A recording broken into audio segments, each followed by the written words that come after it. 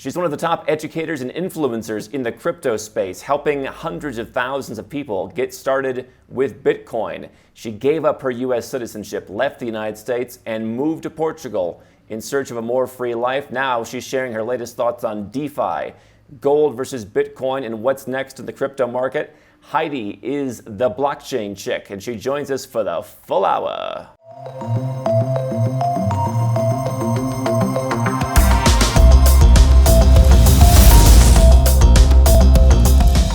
Heidi, welcome to the show. Hey, Andrew, thanks for having me. How is life as a non-U.S. citizen? It is better than ever. Yeah, pretty much the more time goes on, the more things develop, the more solidified I am in that decision to cut ties, for sure. What did you think of the election? Did you follow it? Not really. I knew there was going to be some kind of a, drama with the validity of votes, and, obviously both sides are pretty heated.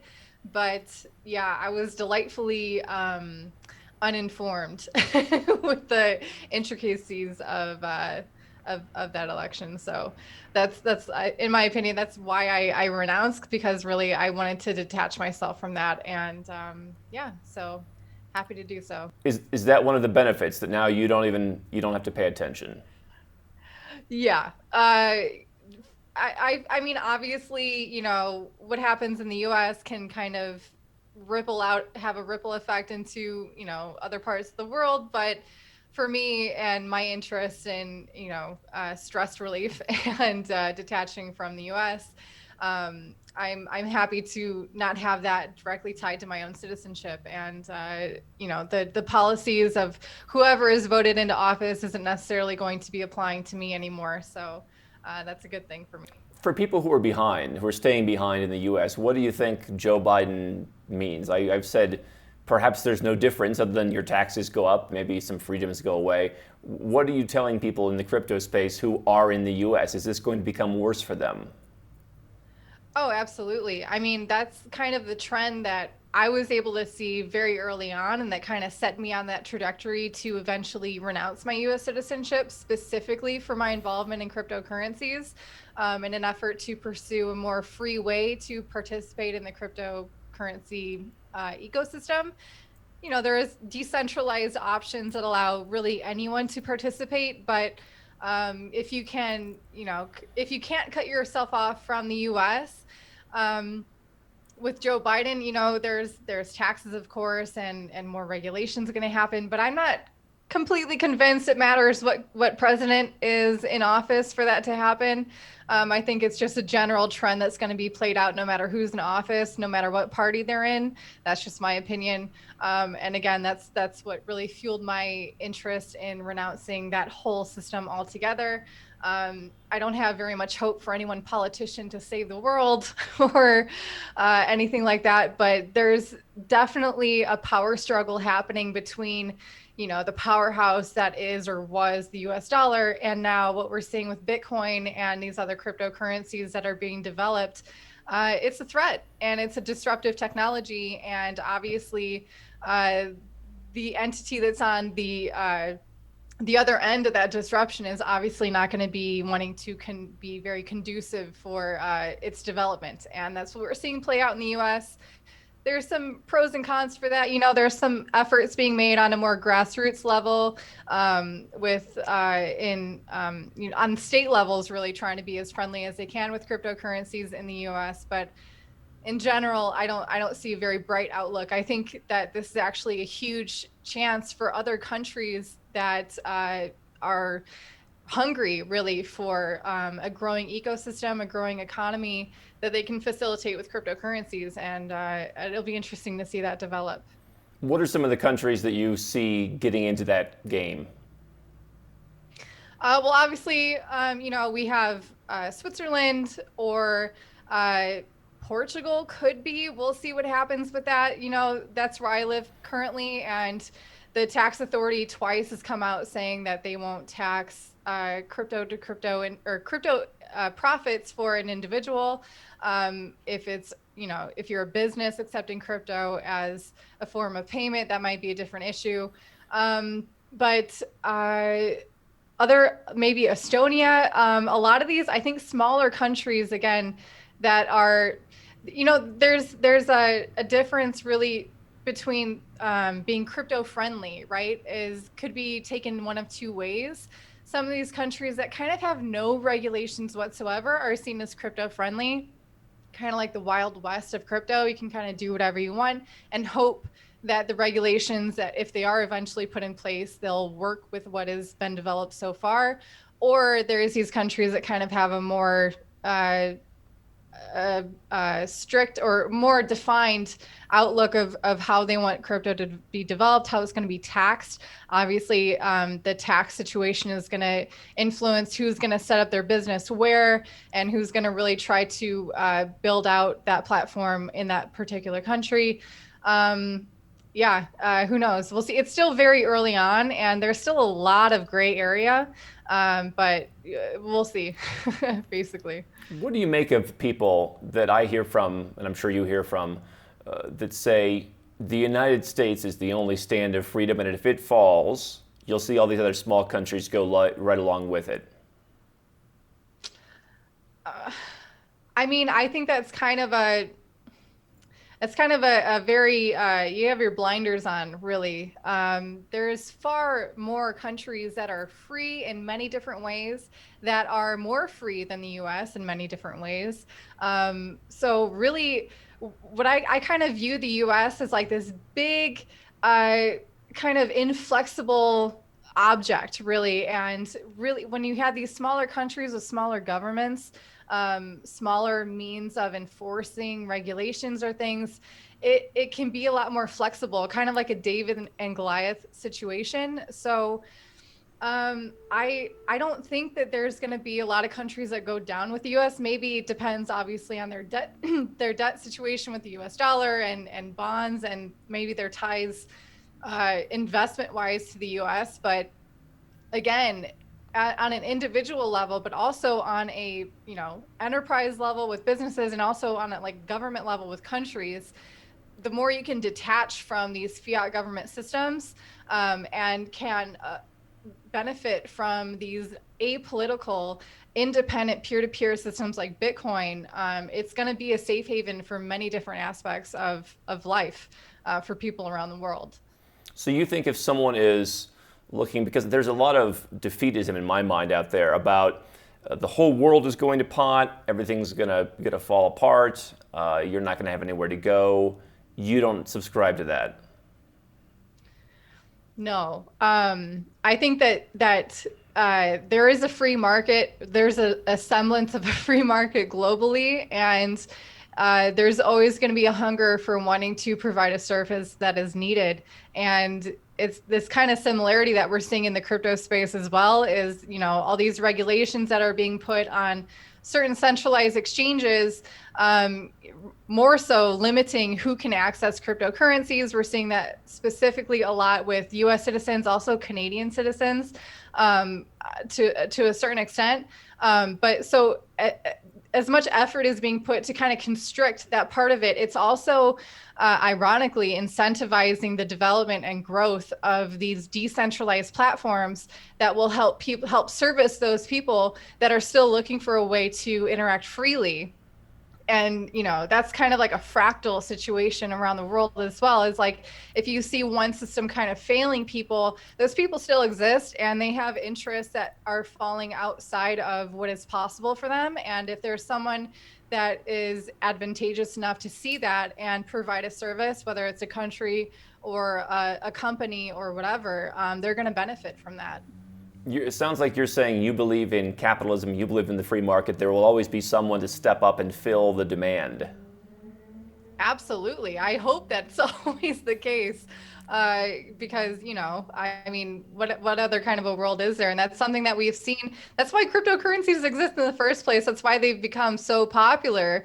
And I mean, if you ever need an example of a free market, look at what these companies like MicroStrategy, now Tesla, and like what other, there's really actually not that many like publicly traded companies that are putting their reserve assets into Bitcoin. There are hundreds of thousands more that have the potential to do that option, obviously.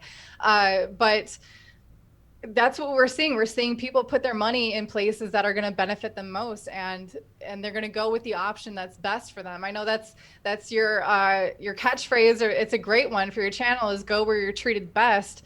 And cryptocurrency offers kind of the same concept, but in a borderless kind of way. And yeah, absolutely. Money talks and BS walks. So there's always going to be hopefully some semblance of a free market that way. Capital is always going to go where it's treated best. People should always go where they're treated best. And I think there'll always be somewhere to go. What do you make of, because I work with people who obviously are fully into crypto, some people who it's a big part of their portfolio, and some people who just entirely still don't get it. What do you say to the person who says, I have $20 million, I'm in the rental real estate game, or I'm in the e-commerce game, and I just don't get why this should be part of the portfolio? How do these corporate entities that are putting it on the balance sheet, how does that change the game versus a couple years ago? I mean, when you're looking at these businesses that are putting hundreds of millions of dollars into something specifically to protect themselves from the incoming inflation that is really inevitable to hit, that is a huge use case for Bitcoin. And over the years of Bitcoin, over the past 10 years, the narrative of it has changed several times, from it being, digital money, to it being, just used for illicit activities, to it being just a disruptive technology for money. Now it's really coming into fruition, it being kind of a safe haven and a store of value. That's a new narrative for Bitcoin really coming to fruition this year. And these companies that are using it for that, like we were talking before about, the free market, they're going to benefit from that massively, actually. But for someone who doesn't quite get it yet, inflation is going to hit no matter what. That's something we've all experienced. If you ever, if you ever had a savings account, you'll know what's up. And it's really interesting with Bitcoin is that it initially, Bitcoin is kind of seen as like the ultimate savings account, maybe as a store of value, obviously. And what we're seeing really be developed in cryptocurrency is this DeFi space, decentralized finance. And that's really still new and very risky. A lot of nuances with that, but the whole concept of this passive form of income for those who are in, the renting space or something. If you're just comparing purchasing cryptocurrencies to purchasing property, the liquidity of cryptocurrencies and the time it takes to buy that is light years ahead of real estate. Obviously, there's some time advantage to having property. Obviously, the legitimacy of that is time tested, but with cryptocurrencies, there's a stark difference between that experience, in my opinion, of investing. So if you're, I don't see it as being a negative to get any kind of exposure to cryptocurrencies, even at these prices. Especially if you're looking at it at a long-term perspective of, why cryptocurrencies would exist, what kind of technology and systems they're disrupting, and kind of just the whole trend of where the world is going like in technology. Cryptocurrencies fit right in. So I think it's worth exploring for sure. What do you make of DeFi? A lot of people say, there's really no risk at all. You're saying you feel like it's nascent and there's still some risk. To the person who is in property, to the person who is holding a stock portfolio, what is the argument to them to get into DeFi? DeFi is definitely risky, and in my personal opinion, of course, this is not financial advice whatsoever, but if you are like new to cryptocurrencies, if you don't already have a solid position in what I consider to be like solid cryptocurrencies, to be in, let's say, Bitcoin, if you don't have that and you just want to dive into DeFi, that for me is very risky because, first of all, there's kind of two schools of thought or two ways to interact with DeFi. One is with lending, which is great, but there's some custodianship issues with that I take issue with. The whole beauty of cryptocurrencies is that you can do this all on a very personal, responsible way that there's no third parties involved with storing your coins. It's all, you're very capable of doing this. And with lending, specifically with Bitcoin or with any cryptocurrency that isn't specifically designed to provide a passive income, you're going to have to basically give your Bitcoin to a third party. That third party is then lending out to other people, and they're getting a piece of the pie, and then they're going to give you a certain percentage back. That's basically what any bank is doing now. So the risk there is that you're having to trust that third party platform to give your money back. That's a risk, obviously. The other, the much more innovative and new development of DeFi are things like liquidity providing, where I don't want to get into it too much. It can get kind of technical, but things like smart contracts. If you've been paying attention to the news of cryptocurrencies at all the past year and a half, DeFi, this whole space of DeFi has exploded, but with that has come a lot of hacks. And it's not really hacks, really, technically. It's like really intelligent people have read the code of these smart contracts and they found loopholes, and they've taken advantage of those loopholes. And the people who are participating directly on that platform have lost money. There's different ways to play the DeFi game, whether you're like participating in that platform and actually earning a passive income from the way that it's designed, or you're just purchasing the coin that is representing that platform. Like, for example, Uniswap is a very popular decentralized exchange that's been kind of going on about this. Also, there's Curve and Balancer are these kind of famous ones. You can also, like, in a conservative way, you can get exposure to these platforms just by purchasing and holding the coins that are representing those platforms, like Uniswap, Balancer, and Curve. They're tokens, basically. But yeah, in my opinion, like it's a very promising development in cryptocurrency, this DeFi space, but it is super risky for those who are jumping in. And definitely for someone who's new to cryptocurrency, I would encourage you to at least get a first exposure to a much more secure cryptocurrency like Bitcoin, maybe Ethereum. We'll see how those go. And then from there, kind of branch out. That's my own kind of philosophy and how I've been participating in cryptocurrency at least. And you've said dollar cost average your way in. You're saying now do it into more, not necessarily stable coins, but well-known coins. Yeah. You can dollar cost average, exactly, into especially during a very volatile market like we're seeing here. This bull run's been happening for a few months now. For those, like, I met every day with people who are asking, am I too late? Is Bitcoin going to go to, is this the top of the market? That's why I'm always preaching about the long-term perspective. Who knows what's going to happen with the price in the short term? It is very volatile if you're looking at it in like a day-to-day or week-to-week kind of graph. But if you're looking at it from, a decade, it's doing very well. And it's been the best performing asset to invest in the past decade. So that speaks for itself. But also, going back to, this whole DeFi space and earning a passive income with cryptocurrency, there's that lending aspect to it, but there's also what we call staking, which is established by specific cryptocurrencies that were developed to kind of incentivize people to hold their coins in a very specific way. It's been synonymized with kind of like dividends for holding a stock. I guess that's the best kind of representation of it. It's not exactly what's happening, but you can definitely earn what 5 to 10%, maybe 15% a year on these coins if you're just holding in a wallet. Some of them are compounding, which is great and very easy. Some of them are more technical. But anyway, if you're using these passive incomes this through staking, that's a very easy way to also dollar cost average into maybe a more secure cryptocurrency, maybe a cryptocurrency you've had your eye on, you want to get into, and you don't want to necessarily dip into your cash reserves because you need that to live or for other reasons. You can kind of use your income within crypto to diversify or solidify your positions within your crypto investments.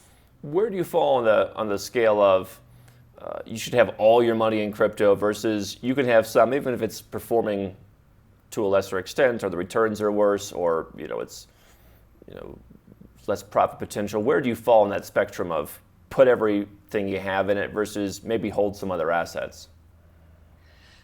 I mean, personally, I'm much more into crypto than anything else. More recently, I've been investing in different properties. I'm always sure to have enough cash on hand to live what I need to for like a year or so. So I have some kind of safe havens outside of crypto. I think it's smart to diversify your investments, also precious metals, obviously. So yeah, I mean, if obviously it's like a spider's web, right? You want to have as many points of support as you can. Cryptocurrency for me it's like that's a go-to. If I'm looking at investing in anything, I'm first looking at cryptocurrency just because that's what I'm immersed in. That's what I know best. And that's what I'm very comfortable in investing in because, again, I'm very focused on learning about what this whole space is disrupting and the direction that it's going. What do you make of Peter Schiff, who seems to be almost say a punching bag, it seems, for some in the crypto community, who comes out and says, you should buy gold, crypto is not going to last, buy gold, buy gold. You've seen some dips in Bitcoin recently from the all-time highs. You've seen some dips in gold as well. What do you make of this Bitcoin versus gold debate? I heard a good quote. I'm not sure if it was from Michael Saylor. It might have been, but someone was said basically, gold was a really good idea for centuries until Bitcoin came around or until cryptocurrencies were invented. Because just the simple fact that Bitcoin, at least specifically, is the hardest asset that has ever been created. There is a known set supply. You know exactly the emission of coins. Everyone, it's public information. No one can fiddle with it. No one can mess with the supply of it or do paper Bitcoin, really. There's some debate there a little bit about derivatives with Bitcoin, but for the most part, Bitcoin is, in my opinion, absolutely the step up from gold. If there's ever and then there's always a scenario where, like, what if the grid goes down? What if the internet crashes? What if Okay, you live in yeah, cool. Texas? What are you going to do Gold then? might be pretty useful there. You might want to shave some off or whatever, but like you also better know how to grow some food and get some fresh water because you're going to have far more pressing issues than what the price of Bitcoin is going to be. But, in all reality, that scenario playing out is pretty far-fetched in my opinion. So also with Peter Schiff, I mean, he's got his own bank, he's got a lot of conflict of interest there. But I think it's lucky for him that his son has invested in Bitcoin. That his son might be the best hedge he's ever had in his life. What do you, for folks, you mentioned restrictions in the U.S. and you're saying now Canada's hopping on board. I happen to think you'll see more countries at least try and have restrictions. I mean, people say, oh, Nigeria tried and they failed. People are still buying more than ever. There's a difference between Nigeria and the United States or Canada. What is the current reality for Americans and for anyone else who's perhaps restricted from some of these markets? Yeah, I mean, for the US at least, it's like, they have this kind of fear structure, right, of like the IRS and like, the big brother effect, everyone's watching you.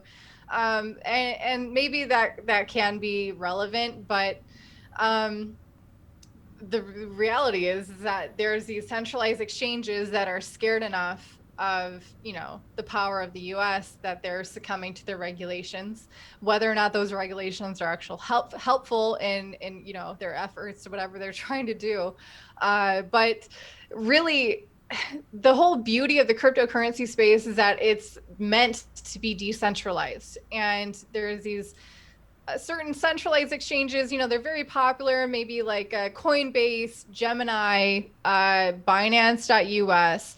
They have a certain use case for anyone new entering into cryptocurrency, offering a fiat on-ramp or off-ramp. If you want to buy Bitcoin for the first time using your bank account, you can obviously do it that way, or, take profits. But the whole thing about cryptocurrency space is that as these restrictions keep kind of blocking people out, keep raising the barrier of entry for people, they're going to be looking for other ways to access cryptocurrencies. And there are plenty of platforms that are actually truly decentralized that allow people to do so. And really, these regulations aren't like I've heard a lot of, I have a Patreon account, and a lot of my members, and also on YouTube, a lot of commenters questioning, what if I buy a coin on a decentralized exchange as a US citizen and it's not listed on a, regulated US exchange? Basically, the regulations on a centralized exchange is saying that that exchange, they're limiting the number of cryptocurrencies you can access because they're not going to be liable for you purchasing what could be considered a security in the future. Basically, they're covering their own butt. And you purchasing a cryptocurrency on a decentralized exchange in a very free way, autonomous way, is you kind of taking that responsibility upon yourself. It's not illegal for you to purchase a cryptocurrency on a decentralized exchange. You're taking that risk, basically, is all that's happening there. And so it's kind of like trying to grip onto a slippery soap. For the regulators, is like the harder they want to grip on, the further that soap is going to fly. And the more that they try to restrict people, the more incentivized those people are to actually participate in a decentralized platform. Because really what they're doing is, they're kind of limiting the U.S., at least, U.S. citizens' ability to get in early on different cryptocurrencies. There is far more risk there, but there's a lot of profit to be made as well. And all these warnings coming about from Janet Yellen to Bill Gates, and everyone saying, oh, I'm just worried about, the cryptocurrencies are volatile and people might lose money. It is far more likely you're going to make money on cryptocurrencies if you're paying attention, and if you're, kind of doing it your own way, if you're not getting scammed by people who are saying, oh, I'll do it for you. That's a whole other thing. All the spam comments on YouTube, right? All the people who message their guy on YouTube or on WhatsApp. They're horrible. They're horrible every day. It's almost like a full-time job for me trying to report these people. But there's this underlying kind of scam going on of cryptocurrency in general, where it's like, they have a secret mining algorithm, or they have a secret trading algorithm, and if you invest in their platform, you have guaranteed profits. That is 100% a scam. And it's unfortunate that there's a lot of people who are maybe desperate, maybe greedy, maybe are impatient to learn how to do this themselves and, avoid their exposure of those scammers. But they do exist, and they're always going to be there. But yeah, as a US, I did a video even like last year talking about, as a US citizen, your freedom in cryptocurrency is going to be diminishing, and it is unfortunate. And they're always going to be playing to it like, it's for your own good, we're protecting you, but really they're not. It's always for your own good, right? It's always whatever it is. It's a different reason, but the same story. Gene Simmons, he's getting in. Elon Musk and Bill Gates, but Gene Simmons, what do you make of that? Yeah, was it Dogecoin? It's so funny. Like Dogecoin in itself was kind of created as a joke. But its success is certainly speaking to anyone who ever doubted the strength of a network effect. Just look at Dogecoin. Yeah, there's people who have, like, oh, what do you think of investing in Dogecoin or whatever? Like, it's a risk. It's not a real thing. They're not really trying to build anything new. It's just a thing that it's kind of like a meme coin. It's like the darling of the cryptocurrencies, especially for like the OGs. But it's, I mean, in also we in 2017, 2018, we had like Mike Tyson, you had all these other people in the Kardashians, whatever, all getting into Bitcoin and talking about it and stuff. So this is kind of the same thing playing out. But they'll learn. Hopefully. I mean, I'm not convinced that they're really contributing much to the crypto space other than just, word of mouth and getting the hype up, but it's okay. Maybe they'll lead them to other cryptocurrencies as well. Surely some people out there who are saying that they're doing one thing, whether it's GameStop or crypto or silver, and actually doing another, right? There's a great video by Charisma on Command talking about this, the kind of the network effect. You're living in Portugal still. You've been in Portugal for about a year now. How is life in Portugal? It's okay. I think specifically because, again, I'm in a small town, so I use that analogy for the U.S. being like a big kind of intimidating thing, and versus little countries that are kind of nimble. Being in a small town, I think, helps with these general lockdowns. You're probably going to know the local police officers are probably going to know you. They're not going to be, too intimidating or, just ridiculous, really. So, I mean, Portugal it's been interesting this past year with the lockdowns and everything, and specifically this past month. I think it has to do with them kind of being the center stage for the EU. They kind of rotate positions, and Portugal was their turn to kind of be on the spotlight. So they chose to ramp it up a little bit. So we've been on a lockdown for a few weeks now, actually, which is really unfortunate, seeing the local businesses suffer. Yeah, it's interesting. But what we saw in Italy a few months ago was amazing. I don't know if you caught that, probably did. The restaurant owners, and the people all came together, and they actually like escorted the police officers out of the premises. People were eating freely and having a life like it was before, like it used to be. So I'm always kind of having my hopes up that it's going to be like this. But I don't know. Everyone we talk to, it's kind of like they think it's going to end one day and it's all just going to magically go away. But in my heart, I think we all know it's going to take people kind of, speaking out and explaining the logic of the situation, and how a lot of harm is being done, and there's not a lot of logic behind it. There's a lot of emotions behind it, and I think that's why we're at the position that we are now, and we're on the world. But I mean, all things considered, being in Portugal is pretty nice. I live very near the beach, so I can get some fresh air. The cops aren't too crazy, so you can walk on the road without a mask on, even though you're supposed to, and no one's really going to say anything. So all in all, it's not too bad to be in Portugal. You were pretty bullish on it last year. Has your position changed? Really, I think it's just gonna depend on, like, right now it's kind of like teetering on, okay, well, where else could I go? Like, okay, this isn't, it's not ideal. Obviously, it's not like Mexico where there's like no COVID rules or anything. Like, you have to wear a mask, and some, the restaurants and everything have to be closed. That sucks.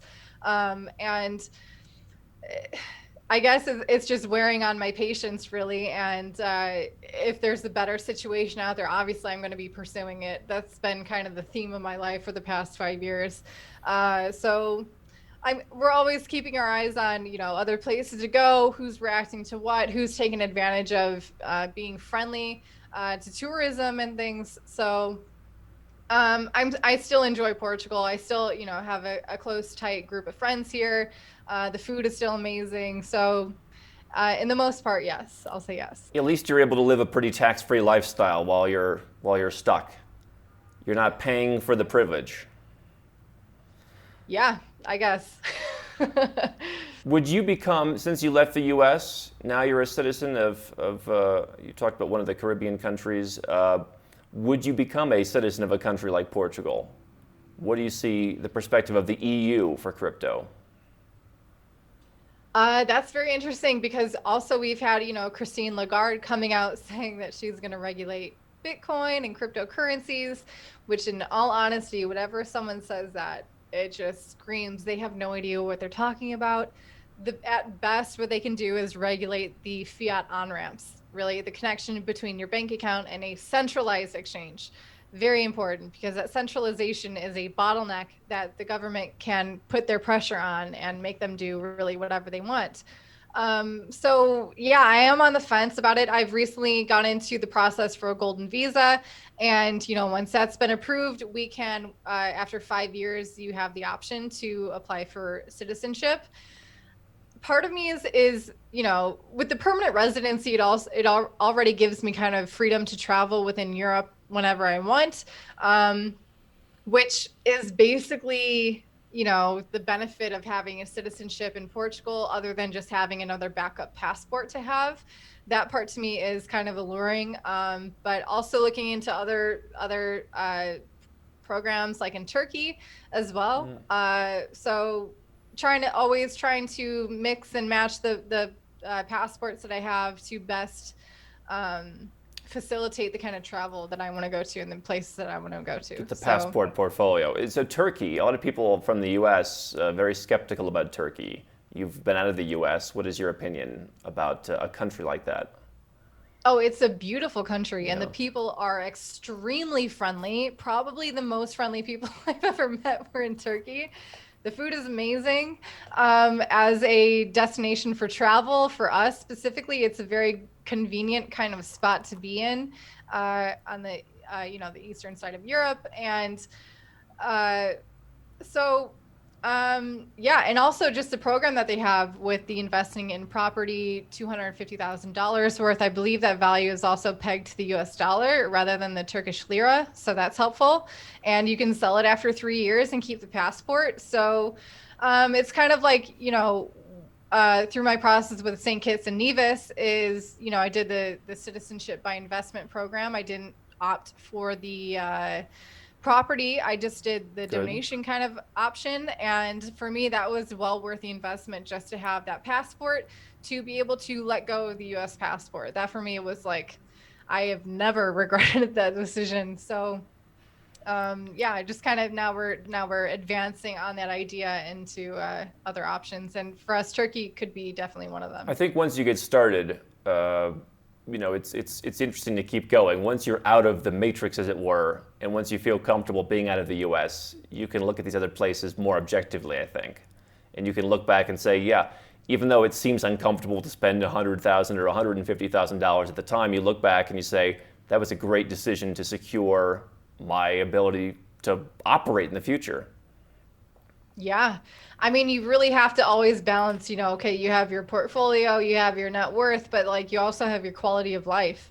And what's the point of having all of that if you're not going to put it to use and really use it to free yourself as best you can? So for me, that's always been kind of the focus. The conversation in closing over the last couple months, I've said, okay, two Bitcoin, you get a passport, or 2.4 Bitcoin, and people say, don't worry, soon enough it'll be 0.2 Bitcoin or 0.1 or whatever. What do you say to folks? There's always a wait. There's always a, let me just hang on, it'll get cheaper. Yeah, but also there's a growing attention to this concept of people wanting to leave. So there's also, at the same time, it's going to get more cheap, but it's also maybe going to get more difficult with regulations. So if you've got it, strike while the iron's hot. Take action when you can, and you're gonna, from there, you can, depending on what you're doing, what you're getting rid of, what you're trying to accomplish, maybe cutting those ties and making that investment right now will lead you to be able to earn much more in the future and waste much less. That's been my experience for the past 2 years, certainly. So opportunity costs, quality of life, yeah. Don't wait forever, because then what, are you going to wait like 10 years and then, and then what, you're just going to keep waiting? So I think some people, I think, and I had this kind of debate with someone recently where they said, a lot of people in the crypto area, it's about stay and fight, and they want to change the system. And I said, that's fine. I think acknowledging that that's what you want to do and that you're really going to go down with the ship, because then it seemed like eventually he came to, well, if it really gets bad, then I'll do it. Well, then you're not really staying and going down. Like, you should be willing to fight to the death if that's your opinion. And I'm perfectly not judgmental towards that, but it seems like you should pick one camp or the other. I want to go where I'm treated best, or I want to stay and change the system. And if that means I literally, something terrible happens to me, maybe that's the result of that. And that's why I've said I don't want to do that. Exactly. It's at some point it's going to come to that, if you wait long enough, you're going to be at that breaking point. And if eventually, you find yourself in that position and you're going to err on the side of the same decision you were faced 10 years earlier, then what did you wait for? You waited just to have a horrible life to finally force yourself into that decision, or, be proactive and actually be advantageous in being early. I think there's a small side, I don't know if it's crypto or libertarians, but as a lifelong libertarian who's been around all of those people, I think there is certainly a sub-segment of folks who, if they were happy, they'd be the most miserable people in the world. They always got to have something to fight for, I guess. Right. There's plenty of things to object in this world, that's for sure. Yeah. All right, it is Crypto Tips, and they can find you you're very active on Twitter. Where can we connect? Yeah, on Twitter, you can find me at Blockchain Chick, and also on YouTube, I have a YouTube channel called Crypto Tips. And for those of you who are interested, I also offer a paid Patreon group offering trade alerts, access to my own personal portfolio, as well as classes that allow you to navigate this whole crypto space like a pro. You can find that patreon.com/cryptotips. Always a great explanation, always a great presentation of what's going on in the crypto space, and I think a great tie-in with go where you're treated best. Heidi, as always, thank you. Yeah, thank you, Andrew. This is great. How can Nomad Capitalist help you? 4 ways. Number 1, subscribe to our channel and click the notification bell to make sure you get our new video every day. Number 2, get a copy of Nomad Capitalist, the book. You'll learn a lot of my personal experiences over a dozen years of studying this stuff, as well as exactly some of the strategies that you can use to build your Nomad Capitalist plan. Number 3, if you're not sure where to start, but you want to come and learn from my team and I, you want to come and mingle with like-minded people, learn more about our live conference, Nomad Capitalist Live. It's coming up soon. And number 4, if you want some help right now because you've got a burning issue, you need something solved, you want to lower your taxes, get a second passport, or build the Nomad Capitalist lifestyle of your dreams, go to nomadcapitalist.com and click on Become a Client.